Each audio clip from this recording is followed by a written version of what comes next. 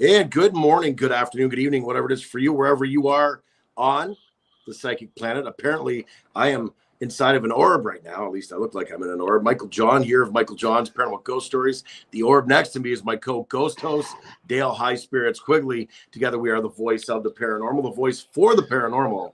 Windsor, Ontario's own The Paranormal Voice. Always good to be here with my lifelong BFF since grade 5, the age of 12, sleepovers, fights, everything. We've done it. We live like brothers from different mothers, for sure. What a life we have had. And here we are getting to do what we're doing right now. Thanks, of course, to, speaking of that, the TPV Nation from day one to day now. All the creeps, the freaks, and the weirdos that have been by our side, that have supported us. Thank you all so much. Here we are.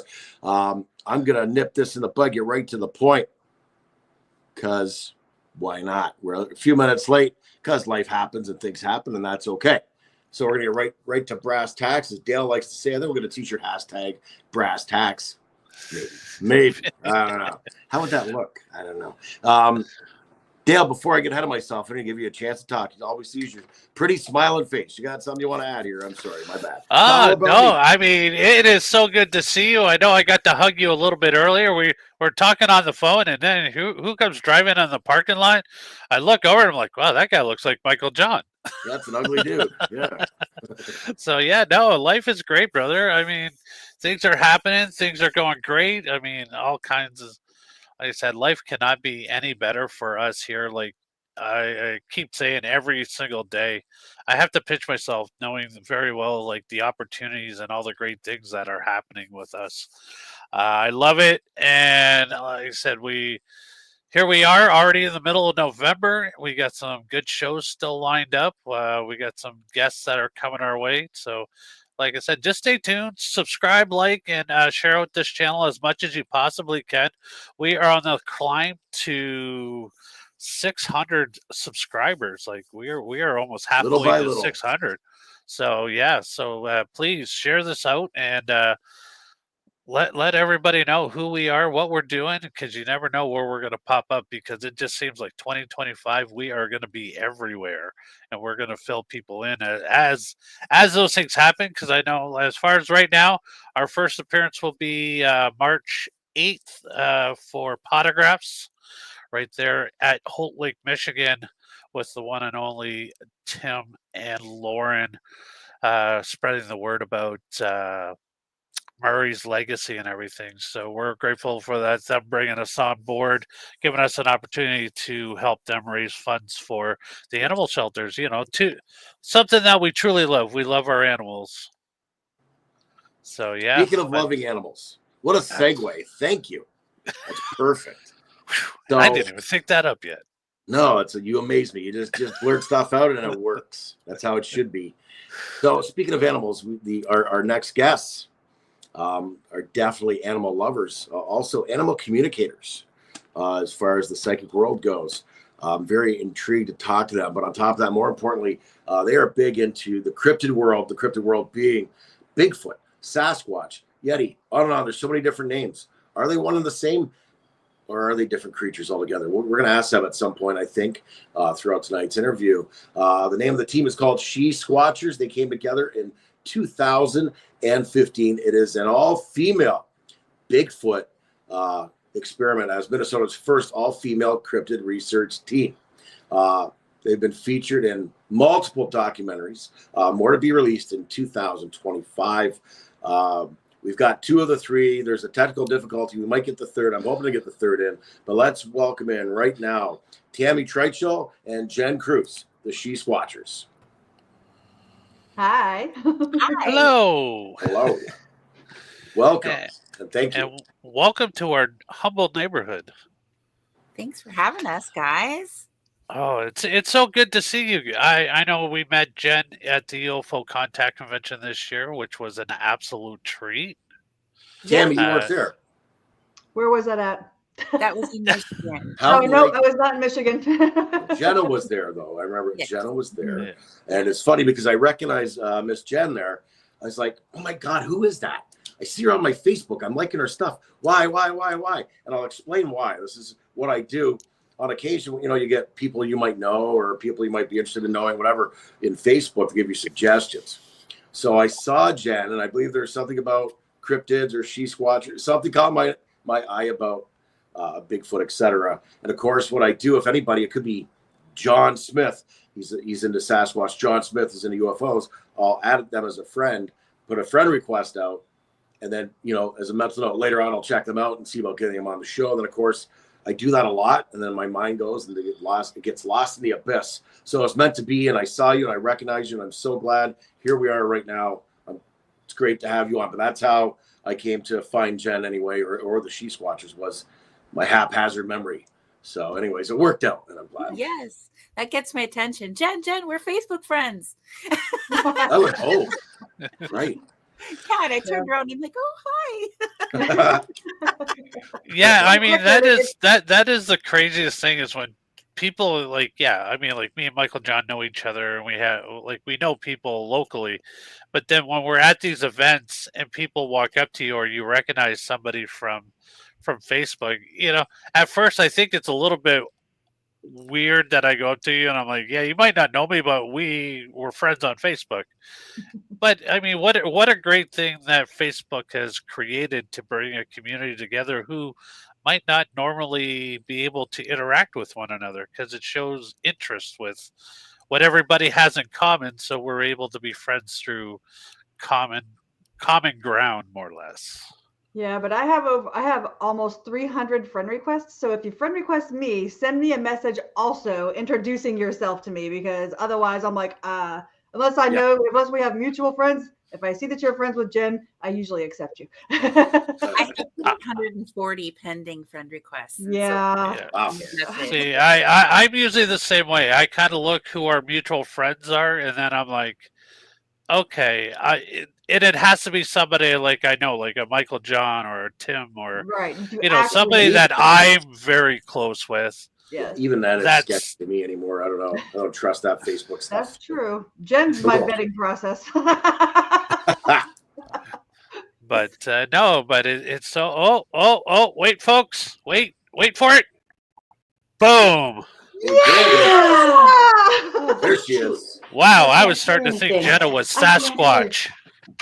we can hear you, Jena. We can hear you. You can't hear us. Maybe they're not plugged in. Okay, can you hear me? Yes. Yes. Yeah. And I'm off of this then. All right. Woo! Got on here. That's all I care about. Ooh, And thank you for making it. and we're live. Hey, everybody. We are live for sure. So now that you're here, welcome and thank you for joining us as well. It means a lot to have all three of you on. You guys have been doing this since 2015. So we're coming on, well, what month of the year was it? Let's just say, how close are we to 10 years, the 10-year mark? Well, the idea first was given to us by Lauren Coleman, the cryptozoologist who's all over TV. He's got the International Cryptozoology Museum in the state of Maine. And it was, I think, like the first part of October, because it was at Paracon in Minnesota. So it was the first part of October in 2015 when She-Squatchers was born. Because he was the one who suggested, he dared me to do it. He dared. Double dog. Dared. Oh, not the double dog dare. Oh, You're right. Yeah. She actually, Jen, you have that audio of the radio show, don't you, on our website? I think Of the radio so. show where Yeah, you introduced Lauren? Yeah, I think so. She-Squatchers.com. Yep. There you go. Yep. Okay. For everybody listening. let's just get that scrolling across this. There we go. Boom. There you go. There you go. Nice. We'd like to invite Magical of technology. It's great what it can do.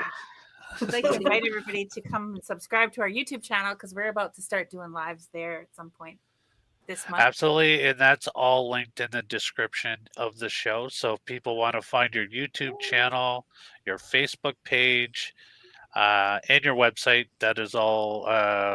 That's all in the description. So we kind of made it a one-stop shop, easy to find you guys. That's awesome. Thank you. So now that we have you guys all in the room, let's talk about. We want to get the answers from all three of you. What got you going? Hey, I want to go into the woods and find a big hairy creature. Wait, no. Back up. I gotta interrupt. Girls, I want to know how everybody met first. I guess that's better, Michael John. See, this is why I have him as a joke. We look out for each other. All Sure. right. So I first met Tammy. The very first time I met Tammy, she was 10 and I was 11. And There we go. were on a beach we were on Chicks Beach in Virginia Beach, Virginia. I was visiting my dad who was stationed there and she lived there. And when we met again as adults, she's like, blue swimsuit, Chicks Beach. Many, many years later, it was just a brief encounter. I saw her as I was walking on the beach. We didn't even speak. That was like the first time that is a good memory. Right. And as soon as I saw her, I don't know. I think I felt it as much as I recognized you. Right. Yeah. So remember, we're psychics. So we believe in those connections that we form, that we plan those connections before we're even born. So for people that you really want to do life with, you plan to meet them several times just to make sure that it takes. So we met again as adults. She married a guy who was my family friend, and I'd known him since I was 5 years old. She married him. She moved to Minnesota from she lived all over the country. She moved to Minnesota and she was living about 2.5 miles from the farm where I grew up. Then she became friends with another psychic who I had become friends with. And so I met her through her. And then she also had attended a class a workshop I was giving at a holistic fair. And so it was all these ways that we became connected. And we had the same last name minus the spelling. And yes. Yep, my last name used to be Kruse. Yeah. Wow. Jen, you should always start with me first because your story of how you know Tammy is so much cooler. Okay, so then I went to massage school. And there was this really cool guy in my class named Tom Grover, and he was really cute. I had a huge crush on him. Anyway, so then after I graduated from massage school, I started working at Cargill, and Jena was working there, and she was always greeting me, and she's like, "Hey, you know my brother," and so we became friends, and the rest is history. These two were my best friends, but they did not know each other until She-Squatchers. Mm-hmm. Okay. Yeah. And yay for us because. She's awesome. Now we're besties too. So all three of us are besties. Yeah. So now we're the perfect trifecta. So when we all came together, there have been other people on the team throughout the years in the beginning, and they just didn't work out the way that us three meshed together. You know, you have to have that energy and that connection, and we have that soul connection, the three of us, and very important. Really, really well. And for those who don't understand soul connections, soulmate connections, it's not just a romantic. You have lots of soulmates out there. And when you're working and you're close with your soulmates, it's just a connection unlike any other. Yes. You're stronger. I can't agree more. If you're psychic, you know more. Your abilities are stronger when you're together. It's just amazing. When we've walked through psychic fairs together, people are like, whoa, because they can sense the energy that's coming off of the three of us. Right. So. And I mean, the key to working with people is you have to be able to mesh with one another. And I mean, like with me and Michael John, it's like I don't even have to say stuff half the time because he already knows what I'm thinking, and vice versa. So it works very well. It's like when I get stuck or if I'm just not thinking, it's like he'll jump right in there and keep it going, and the energy keeps flowing. So yeah, it's really good when you find the click that works so well, because when, especially within the paranormal field, it works so well that people can get along. You guys kind of just sense what's going on, and you don't have to really say too much. Which, Oh, we say plenty.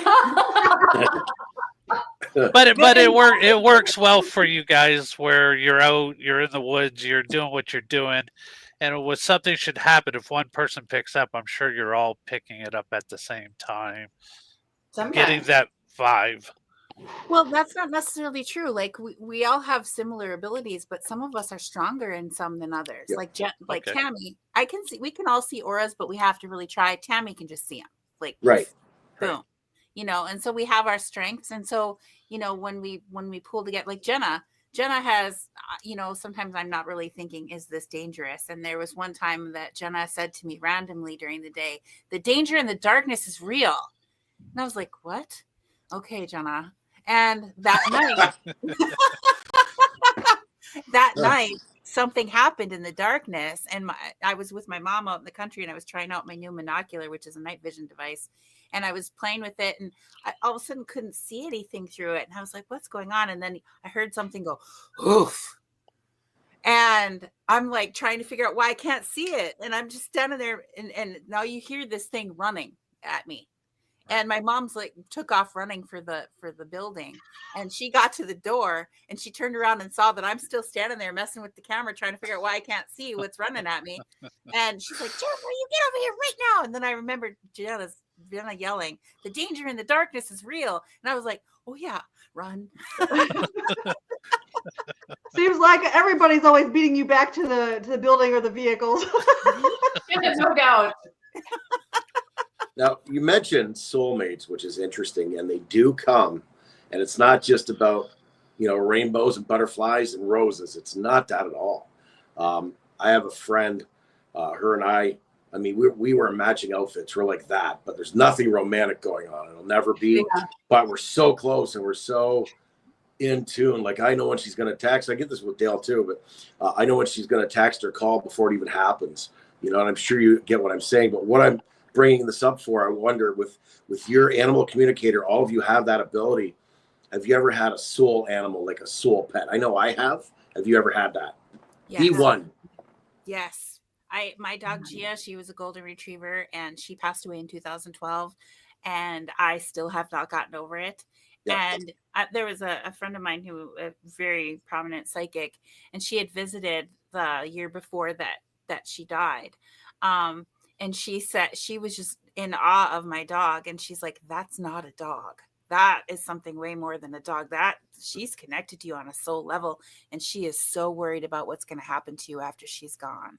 Oh. And yeah, and it was so hard when she passed away. Yeah. Yeah. I understand. Thank you for answering. How about you girls? Jena or Tammy? Tammy, go ahead.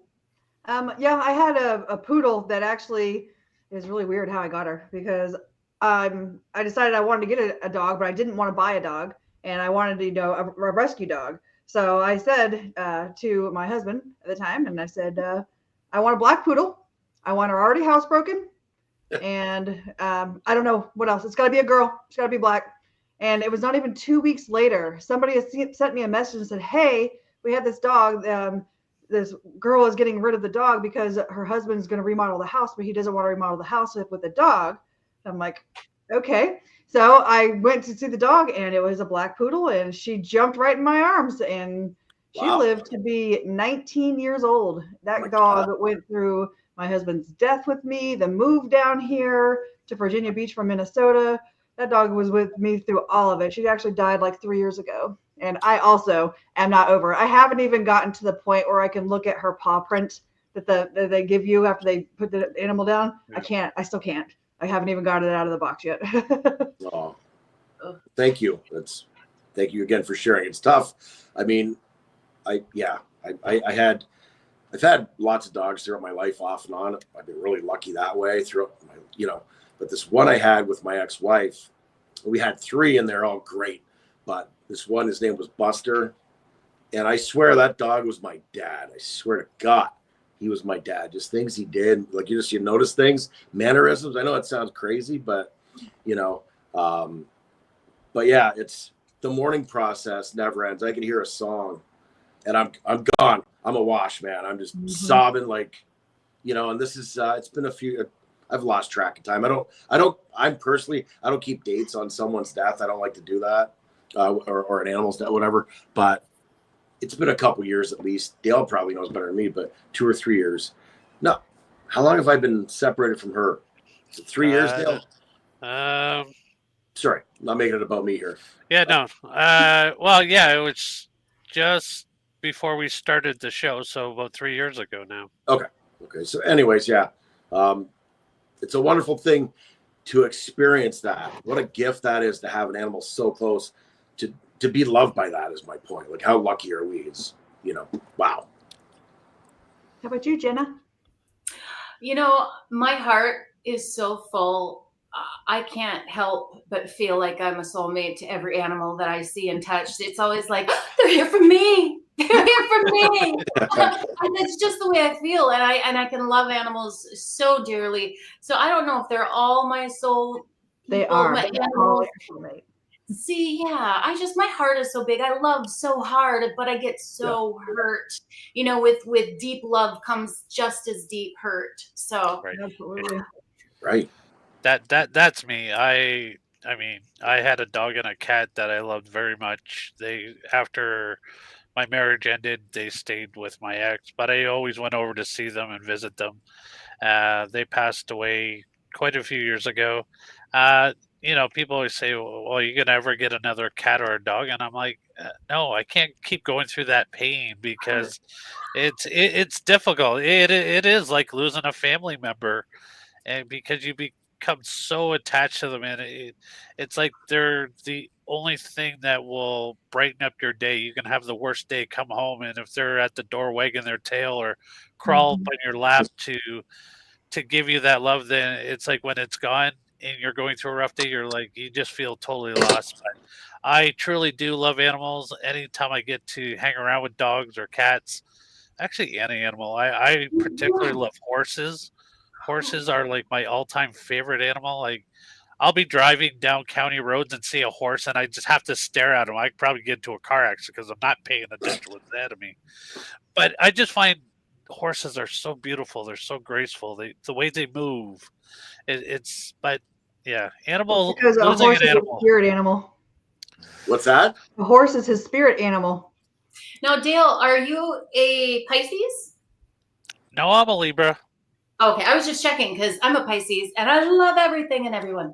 All right. I'm a Libra. I love everybody and everyone too. So. What are you, Michael? Gemini. I don't know who I am. If it's anything like the Geminis I know, you're a stand-up guy and you take care of the people that you care about. Yes, that sounds fair. That sounds fair to say. Yeah. Yeah. So let's get now into using your abilities to communicate with a Sasquatch. What is that like as far as people not understanding that mostly from what I've heard and learned so far is that Bigfoot or Sasquatch, they are more telepathic type of creatures. That's the way they communicate, unless, of course, I guess if you get too close, that's when you hear the growl or the roars. Yeah, I think so.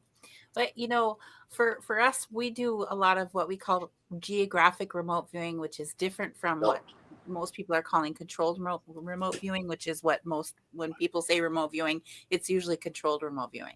We're doing what we call geographic remote viewing, where we're using satellite imagery of areas, photography of the area from above, and we're asking, is there Bigfoot here? Is there any Bigfoot evidence here that we can collect? And then what we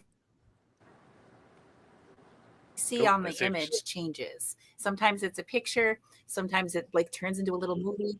And is Bigfoot communicating with us through that? I think sometimes they are, because I literally have seen one go like this on the remote view.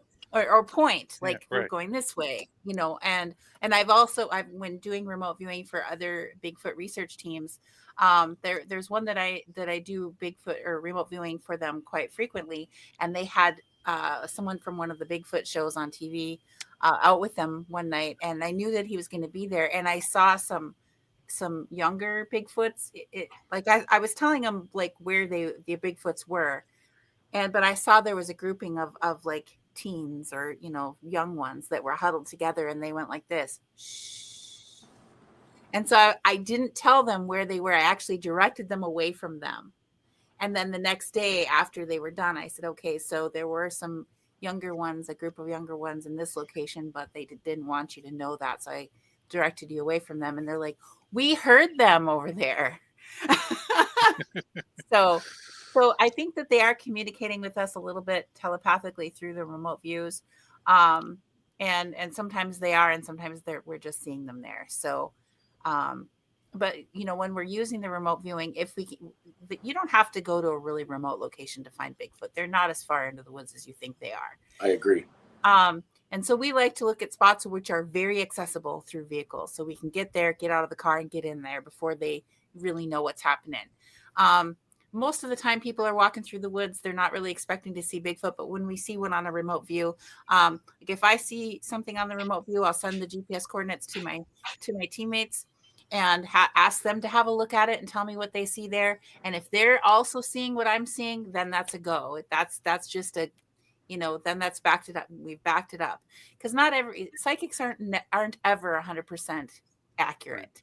So we have this self-checking where they're checking, we check each other, what are we seeing? Right. There was one time you asked us before the show if we ever went Bigfooting in the winter. Tammy and I had planned to go out in Minnesota in, I can't remember, it was probably mid-December. And we were remote viewing areas, and there was one that I saw, a Bigfoot that had like a mountain lion with it, like a pet. And I was like, what? So I sent her the GPS coordinates, and I'm like, what do you see here? And she's like, a Bigfoot with a mountain lion. And I was like, that's what I saw. And so just to follow up on that, we didn't go into that forest. No, because the Bigfoot wouldn't touch you, but the mountain lion would. Big kitty. Here, kitty. No. That's, I mean, that is remarkable. I mean, to be able to do that and I guess it's like giving yourselves a little heads up on where is the best place to start anyways. It's a good preview. Yes. And it helps us to find evidence or have those encounters more frequently than others probably do. Like when we first started, I thought it was so simple. And I was like, so why haven't they found anything on finding Bigfoot yet? Because we were finding footprints and I was like, this is easy. And I didn't realize that others weren't having such good luck all the time, and it was really our psychic abilities that helped us to hone that in. So use what you got. That's right. So, Tammy, you have 3 different abilities: clairaudient, clairvoyant. I have many. Okay, I noticed. I have abilities. Okay. Spirit decides how I'm contacted. I have no part in that. Sometimes I see, sometimes I hear, sometimes I feel. Okay, question. $69 question of the day for all 3 of you. Okay. Have you had a Bigfoot, essence, spirit, etc., follow you home, leave proof of it being in your home? No. Well, okay. So Jena and I had found a den-like structure up in northern Minnesota, and when we had visited there, see, she forgot. So this is a weird thing that happened after that we really don't talk about. But since you asked the question, we'll tell the story. So yes, at that time, we had been doing our show, and we used Skype to do our show. And after our show was over, Jena and I were just sitting on Skype. Everybody else was gone, and we were just having a chat. And all of a sudden, we stopped talking to each other, and we're just staring. And what I'm staring at is on her shoulder. It looked like a little Bigfoot had crawled up and was laying over her shoulder. And it was like snuggling with her, and I was like staring at her, like, what in the world is going on here? And she's staring at me. Neither one of us are talking about what we're seeing. What were you seeing, Jena? I was seeing the behind you. Yeah. Completely behind you. And so we weren't talking to each other. We're just like in awe of what we're seeing. And I'm like, what is going on? Yeah. And obviously that wasn't like a real physical Bigfoot, but some type of the spirit of Bigfoot was Stuff that was going on. Yeah. That we were both having, and it was a long time. We just stared. Yeah, I never even heard this story before. I forgot. See, it's a good thing you came on the Paranormal Voice. You find out this kind of information on the Paranormal Voice, because that's what we do. We bring out stories that nobody else heard before. Well, speaking speaking of the essence of Bigfoot, I actually experienced something incredible myself. We were at an event. Where was that event? In Washington. We were at an event in Washington, and one of the people who were there, speakers, was Tom Cantrell. And I didn't know him personally, but he had a booth there, and he had this great big drawing of this Bigfoot, and it was colored. And my first thought was, yeah, right.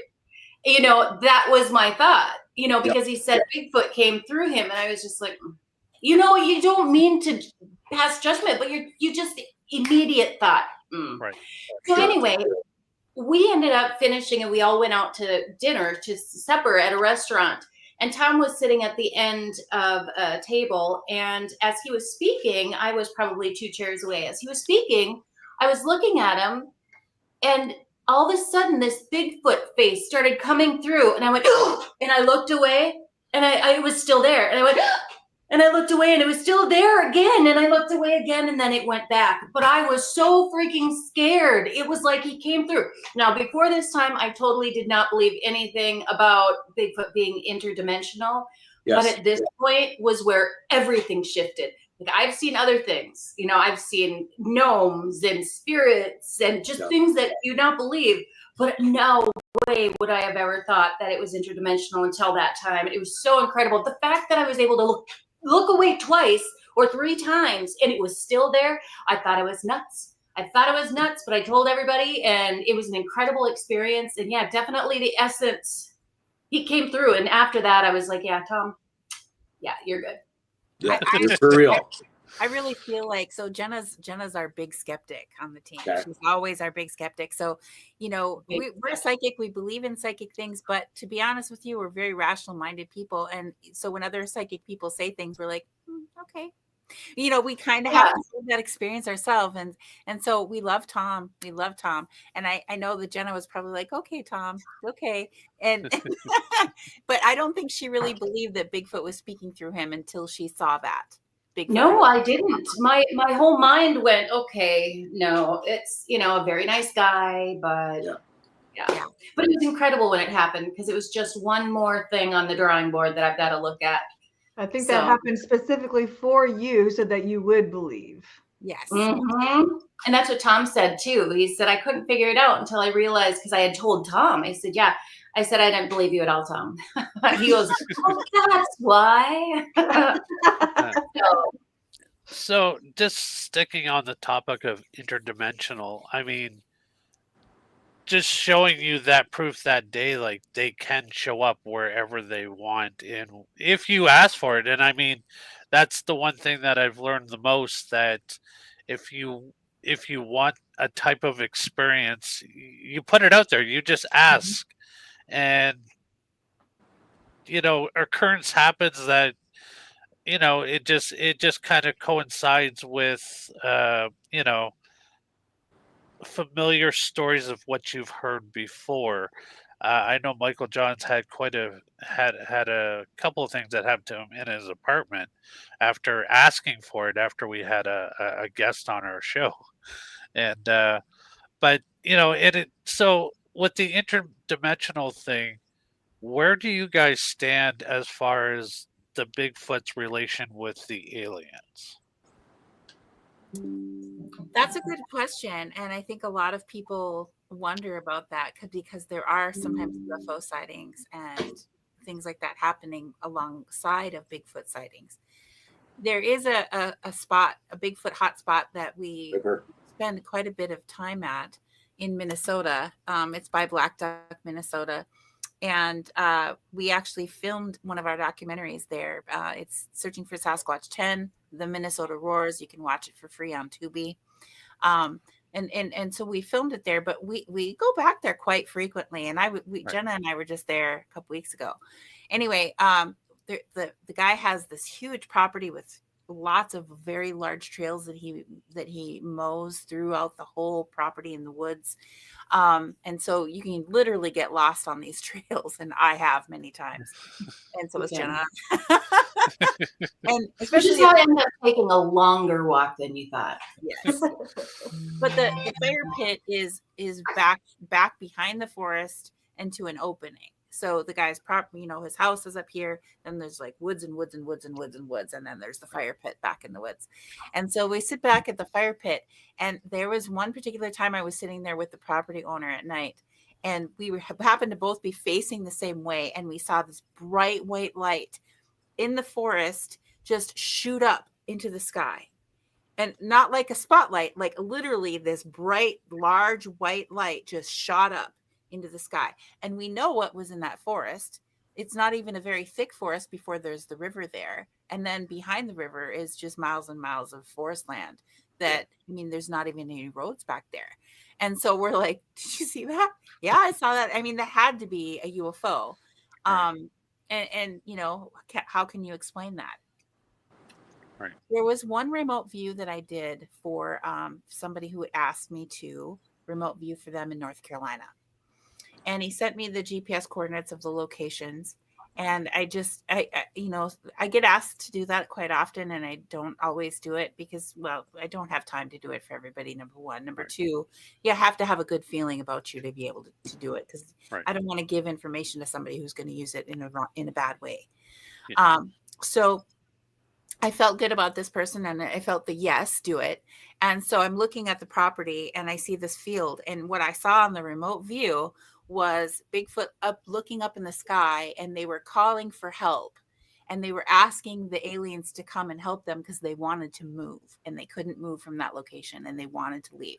And so and then I saw also where they would cross the road quite frequently, and I saw where that they would hide, but then I saw where one would frequently be by the water's edge and not be so well hidden. And so I sent him all the spots, and I said, this is what's happening in these locations. And I was like, do I tell him about the field with the UFOs and whatever? And I said, if you watch this field, you'll probably see some UFOs, because they've been standing there asking for them to come and help, because they want to leave there. They want to move away from there, and they need help to do so. And he's like, this is really cool, because we are seeing UFOs over that field now. And that whole area is being encroached upon. They're starting to build into that area, and they're really cut off from there's no way for them to get out of there. And he says, and we have seen them. There's evidence of them crossing the road right there. And so that was kind of neat. But when I see stuff like that, I'm like, do I tell them? And I'm like, it came through. I'm just gonna say it. Right. Absolutely. And you girls have made a lot of documentaries. You're featured on Tubi, Searching for Sasquatch, correct? Yes. We're in Searching for Sasquatch 3, 4, 8, 9, 10, and She-Squatchers documentary. Yep. We travel with Jason Kenzie. He's the filmmaker that we've been working with. Yep. We travel with him for a month or so, even more so a year. Split up into a couple of times. So, and we're filming all that time. So right now he's got a ton of documentaries on the editing table. So there's going to be, because we traveled with him in June, large part of June, and also in September. Was it September? That's when we met you. Yeah. Yeah. And so he's got all of that he's working on. So you can look for a whole bunch more coming out in 2025. Plus he's got other ones, because they've been traveling all over the country as well. So he's got a lot of documentaries. He is a busy man. Holy moly. We're in Paranormal Adventures 2, 3, and then there's another one coming too. I want to ask, because you guys, you met a mutual friend, I guess a mutual friend now. I won't say his last name because I'm sure he wouldn't like it. His first name was Rob, and he took you to believe, what was it, to see fairy rings or where a dog man was or all the above. Yes. Yes. And what an amazing man. I hate talking to him, and I'll tell you why. Because he's got more synchronicities in his life than one could count, and it's contagious. You talk to that guy for an hour. The next day, I was having stupid synchronicities happen. I'll tell you real quick about one. Dale and I were having lunch, and I was going to tell Dale, oh my God, why did I talk to Rob? The synchronicities are going to start happening. And I didn't tell him, so it's too busy stuffing my face. So then I brought up a guest that was at the VIP table the night previous. And I'm like, what was his name? I can't remember. So Dale says his name. And there's a football game on the big screen going on behind Dale. And I happen to look up, and there's a player running around. And the name on the back was the same last name as the guy. The last name, sorry, my cat, Luna. The last name was Sawyer. And I go, oh my God, Dale, look what happened. I was just going to tell you. Boom. And then maybe half hour later, my friend, I told her about my soulmate that I do a lot with. Her name's Prairie. I saw some rings at the event. So I got us matching rings with a 5-point star. I sent her a picture, and I had sent her a voice message about the synchronicity with the last name while we're eating, yada, yada. She sends me a voice message back. She's like, oh my God, your synchronicities are killing me. I just left a paranormal bookstore. I was looking up witchcraft books. She's kind of going that direction right now. It's her interest for the month, right? Anyway, she goes, when I was in there, there was a case, and it had rings in it with 5-point stars. And I was going to get them, but then I changed my mind. And then I got in the car, and I saw your picture and your message, and I'm dying right now. What the hell's happening? So, anyways, this guy, Rob, let's get back to it. So Rob, you guys went with him. And I know he showed me an interesting photo. And of course, the folklore, that's not really folklore. Fairies, brownies, leprechauns, etc. This guy's got, like, they're in his back pocket, literally and figuratively. But there was photos taken. He had showed me of all of you together while you're out in the forest. And I'm going to get your comments on what happened there as well. But several photos, group photos of him with all of you, and Jason as well. But then there's one photo where it's just Rob, and it looks like static, like when the TV shuts off after they play the national anthem back in our day, showing my age. But it's all the static, etc. And there's just Rob, and his head's turned, and he's literally got an elf ear. So, yeah, I hope Rob doesn't care that we talk about this. Yeah, we just don't say his last name, and we should be good.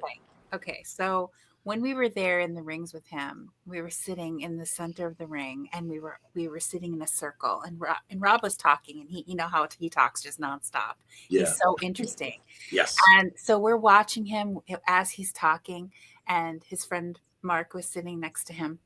And I'm looking at Rob, and as he's talking, and I literally saw his ears pop out of his head, go ding, like these pointy elf ears, and they would literally, and it was comical the way it would happen, because literally it would go ding, and they'd be like bouncing there, and then they would go back, and it would be human ears again, and then they would go ting and come out again, and then his face was morphing into this elvish type creature, and like, I'm very handsome, I'm sure, for the type of species it was. Sure. And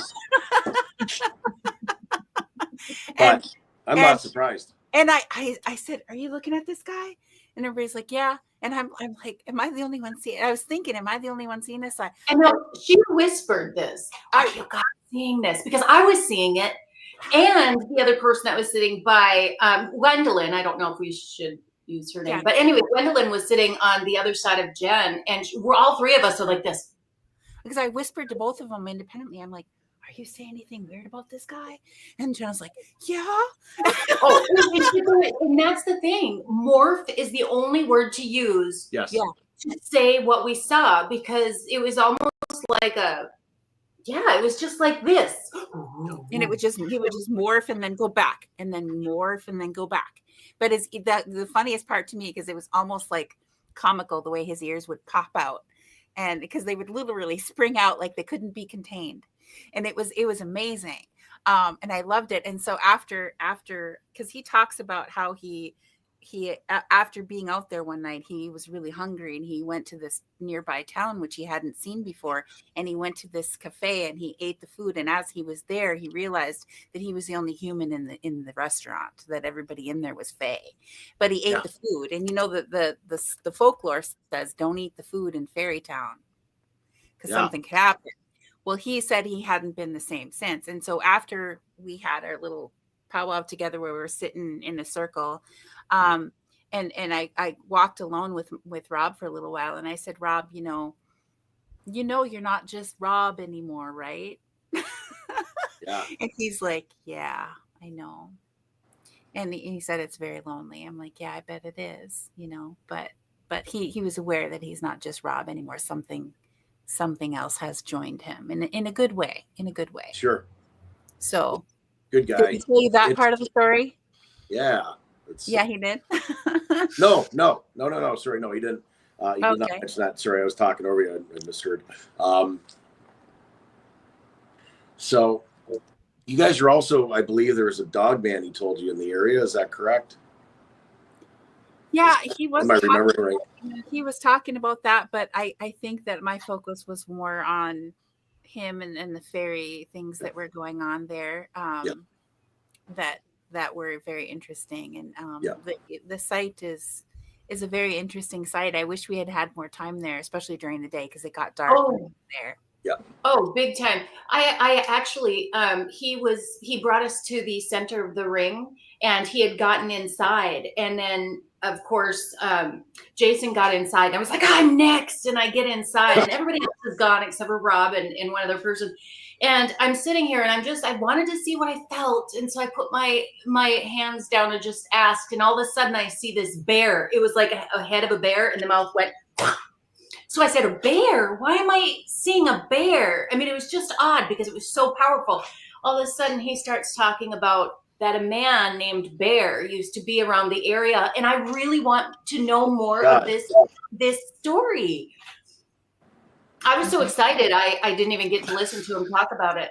So I can't even give you any more information other than Bear. I think I have that part on video, Jenna. I do. Oh, really? Yeah, no, you weren't over there. I wasn't? Wasn't that? No, you're thinking about the nest. Can we say that out loud? No, not the nest. When we were in the center of the circle. Really? We were kneeling on the ground listening to him when he was sitting on the rock. Oh. Well, I'm glad you have it on video if you do. Yeah. I'll look for it and send it to you. But it was such a powerful thing. It was just like, yeah. To be around that man is an experience in itself. What a gift. Wow. Right? Yes. Yeah. Thanks for sharing those stories. Yeah. Well, his ability to just speak the truth of what happened is incredible. I mean, he's like, and then amazing.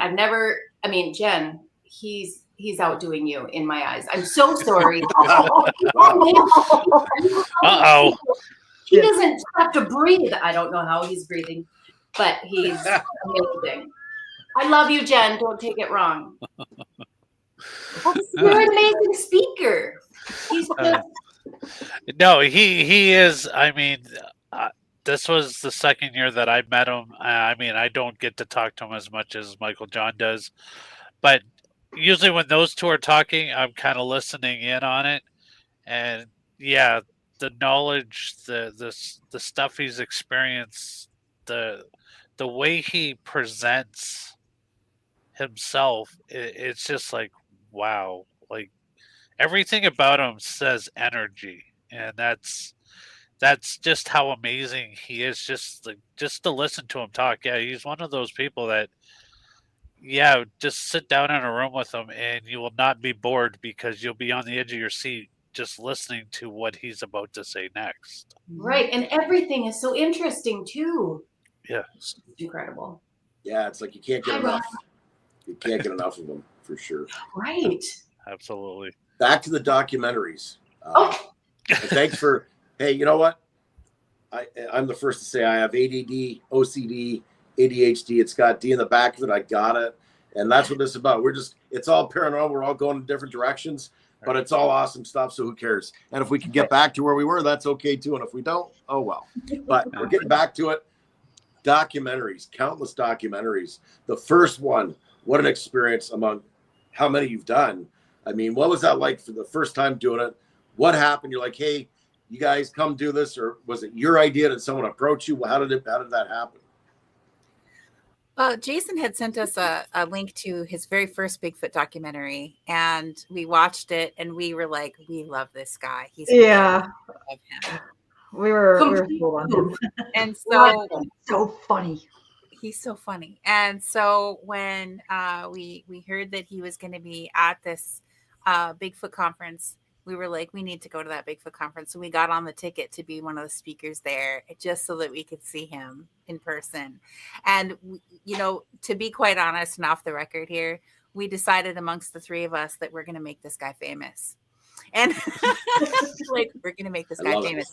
So when he walked in, nobody really knew who he was at that time yet. And so when he walked in, the She-Squatchers were like, oh my God, it's Jason Kenzie.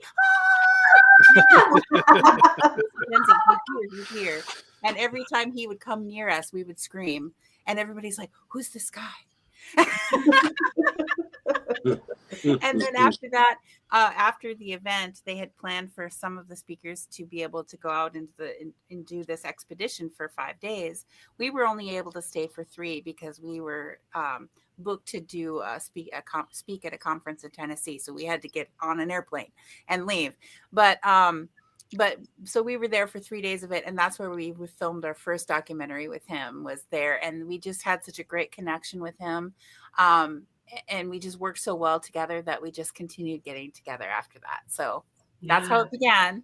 And can I tell you something? Jason is amazing. He really does a great job on what he does. He doesn't just throw it together. He really thinks about what he's putting together. And that's one of the reasons why he's so amazing.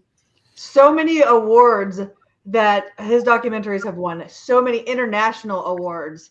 And with ours too, with our documentaries too. We have like 5 awards now for our one documentary. One documentary, Searching for Sasquatch 10, The Minnesota Roars, has now won 5 international awards for best documentary, and also over 1 million views. Damn. Yeah. Dragon rights. Wow. Love it. That is truly awesome. I mean, to get that all off of just one documentary, knowing how many is out there, like I said, that is a truly amazing accomplishment. And to say his eye for things and his ability to see things and be able to have that knowledge to say, oh, this is what I need. This is the visual I need for the audience to see. And I've watched a couple of them on YouTube or on Tubi, sorry. And like I said, I like the way he presents his stuff, because it kind of gives you that I'm there kind of feel, and you can understand he's showing you exactly what he's not only feeling, but what he's seeing with his own eyes. Yes. So very much so. And he makes it fun. He does. Yes. He really is like and, that. and it's good that he's from Canada, so that probably helps out a lot too. These guys are from Canada. So, but he really is like that. Like, he's always excited. He's always funny. And he really, really is like that. He's genuine. Yeah. Yes. He is. Genuine. Perfect word. Yeah. And, you know, he calls quite often, and he's like, you know, every time I go to an event or somebody says they're a big fan, they're like, are the She-Squatchers here? Are they really like that? And he's like, because we've done so many films with him that people are always asking him about us, if we're really like that. And he's like, they're better than that. They're more funny than that. You can only put so many things on film. And so he's such a great guy, and we're so lucky to be, you know, connected with him in the way that we are. And we laugh the whole time. Oh my gosh. He makes me laugh so hard. I haven't laughed that hard since my brother and I used to laugh when he was alive. I mean, I'm serious. And when I met him, I said, my gosh, you're like my brother cousin. So I call him my brother cousin because, you know, it's just, he makes me laugh like a family member. So yeah. And I mean, that's awesome that you guys have been able to find somebody that can not only bring out the best out of you guys, like visually on a camera, but you guys click as well as getting together, because a lot of people that have been around documentary or filmmakers, usually those guys are pretty uptight and not so much fun to be around with, because they're all business. It's like, okay, now we got to do this, and this is what I'm looking for. But he just does not seem like that. He's like, okay, let's feel out the area. What are you guys feeling? And let's just shoot and see what we're going to get. And he comes up with some amazing footage. Yeah. He really does. And for the majority, it's all candid. Like, he's not telling us what to do, say, act, unless he's like, okay, guys, walk through there. I'm going to get you from behind. But he really doesn't. He's not, we're not. What are you laughing at, Tammy?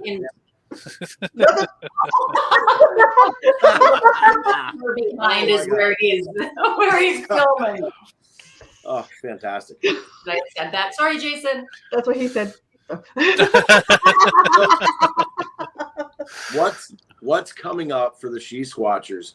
Personal events, personal appearances, more documentaries. What's happening? Definitely more documentaries. We always plan to spend about a month with Jason a year, so that'll be next year, of course. We are in the talks with the producer for potential own show, but nice. That we're working on it. I can't say anything on that. That's exciting. Yeah. I have to say, we need to go international. Wouldn't it be amazing to bring it international? All we need to do is go into Canada. That's right. Absolutely. You guys are welcome in Canada, and Michael John will be right there, and he'll follow you guys wherever you guys go. Absolutely. Awesome. I will carry your luggage. Groupie. Yeah. No, he's a cameraman. No, I'm kidding. I almost said. What?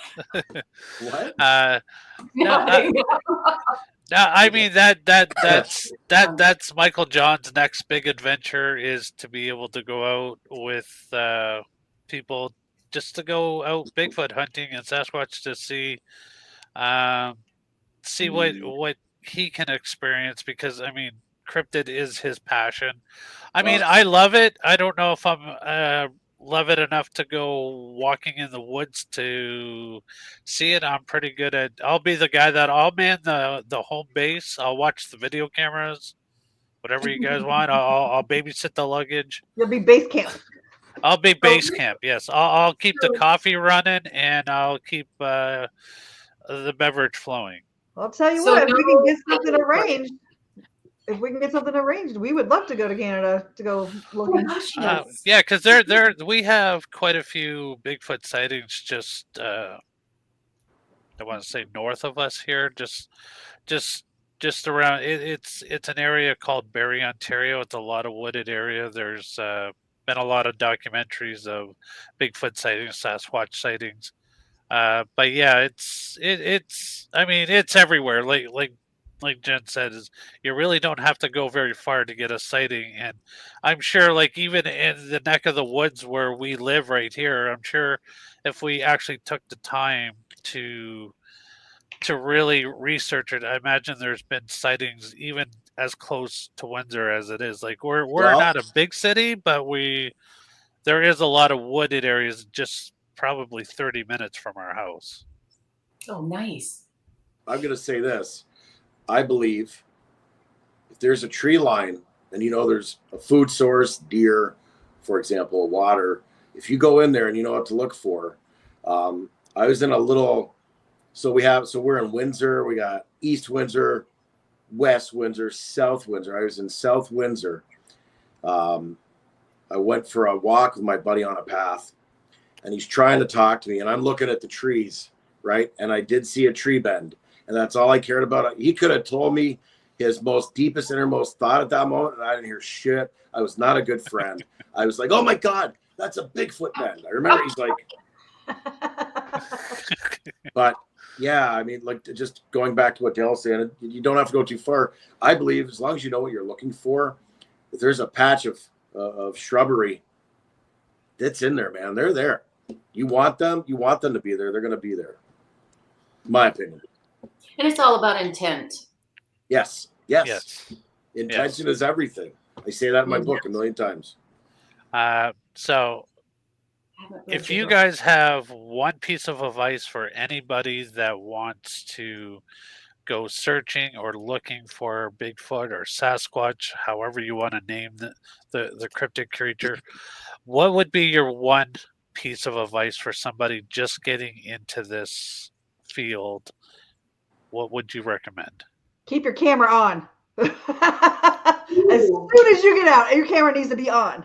Oh, yeah. No, now I forgot the question. You were saying one piece of advice for somebody who's just getting started. One piece of advice is don't expect to make any money on it. You're not going to. You're going to be spending your money. So only spend the money that you can afford. You don't need all of these huge equipment pieces and everything. All you really need are your senses. Yeah, and the camera on cell phones are amazing. Yeah. And here's the other thing too. Things happen more so when the cameras are off. Yeah.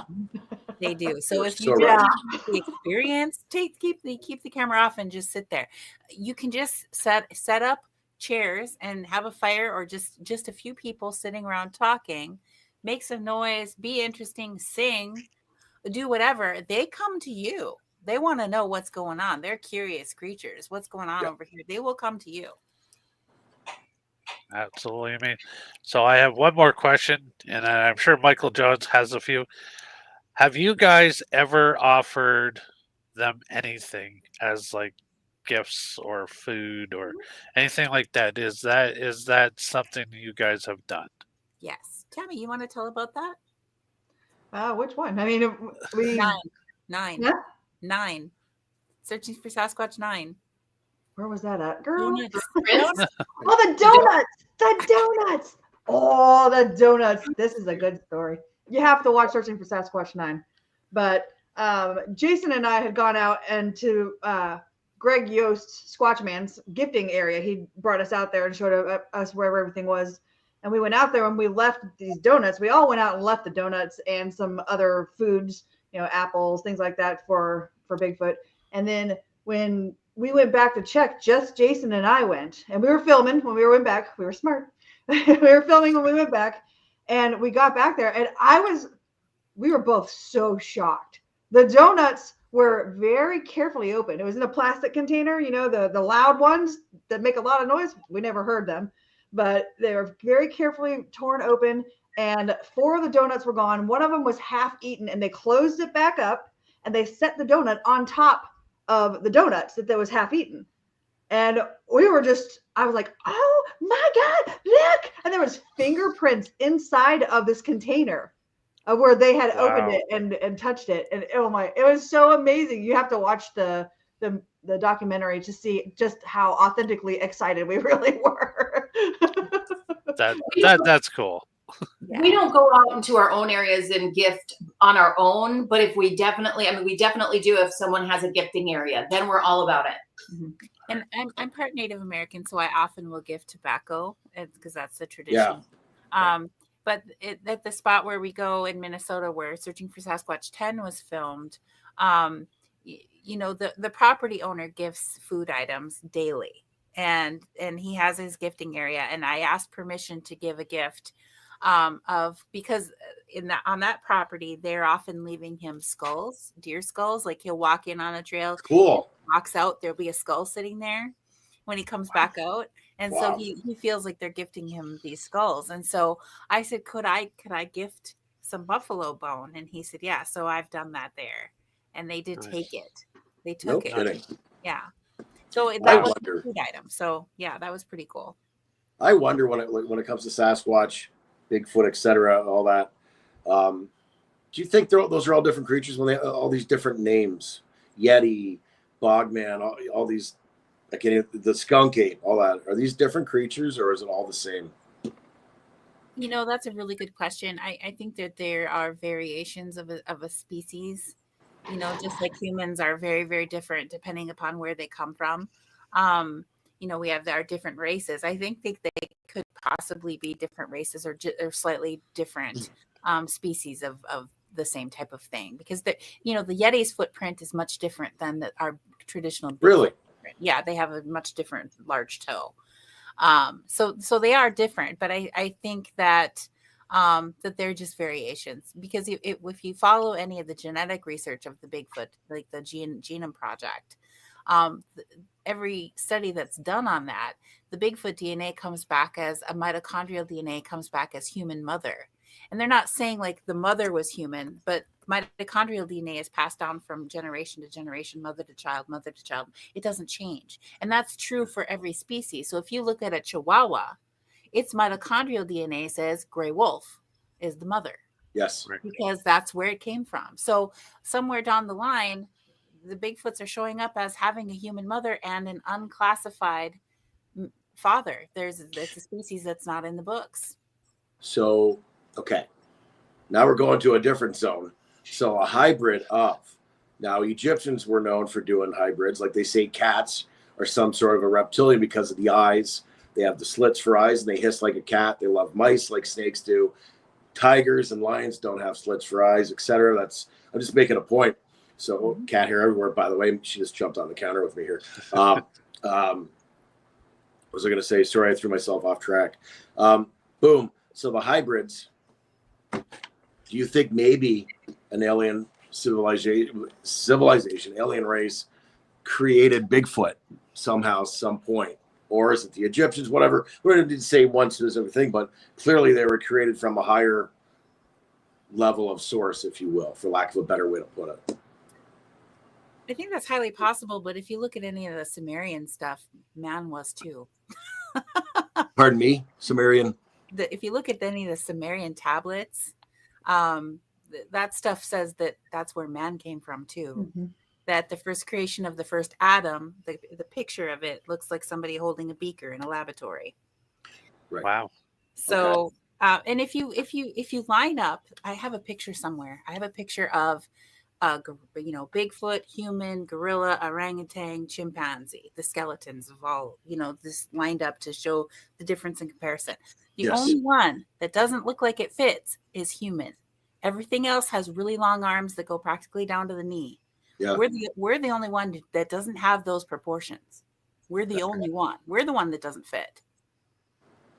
And if you think about, if you look at the Native American creation stories, they all have slightly different stories, but they're all accepted and believed. They have variations, but they're all accepted. But the creation stories all say that everything else, the planet, the trees, the environment, the animals, the fish, the birds, everything was here created. And the last thing that came was man. And the creator asked the species, all the other species, to look after us because we didn't know what we were doing here. We're the only ones that fit. Isn't that the truth? He agreed to take care of us. Mind-boggling.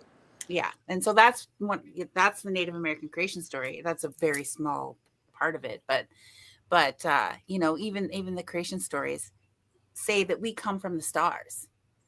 Humans come from the stars. Interesting view. Yeah. Quite the opinion. Interesting way to look at it. Yeah. Yeah. Absolutely. Wow. And that's the one thing we love about our show, are the people on the side that give us their thoughts and their opinion on what they think. And there is no real opinion that is right or wrong. This is how we each view each and every topic when it comes to cryptids, ghosts, metaphysical, whatever it is that you're into, or even how we perceive other things that are going on in the world. Yes. So it's interesting, and we like it when our side panel will chime in and give us something that is on their mind, because it really, like I said, nobody's wrong. This is all theory. We don't know the right answers until we get to a point in our lives, which I think is once we pass on, then we'll know the answers once we're on the other side. Yeah, maybe. So, every person's reality is based on their own experiences. Absolutely. So, that's what it is for them, and that's how they view the world, and we all have our own views on our own experiences. So, well said. Well, every time I hear a story that makes me think, are you serious? Did you really? I have to stop and think, Jena, look what you've seen. I would have been saying the same thing had I heard myself say it. It doesn't sound like it could be real. But if you know your own experiences are real, then you have to take that in account when listening to stories. Absolutely. Yeah, and that's the one thing me and Michael John really love about being out there at these events, being able to talk to so many different people. Some of the stories are like, yeah, mind-boggling, but you gotta understand that this is what they perceive, this is what happened to them, and this is their experience. So who is it for somebody who wasn't there to say no, that's not possible whatsoever? Absolutely. Unless you're absolutely against thinking that Bigfoot exists or even ghosts exist in this world.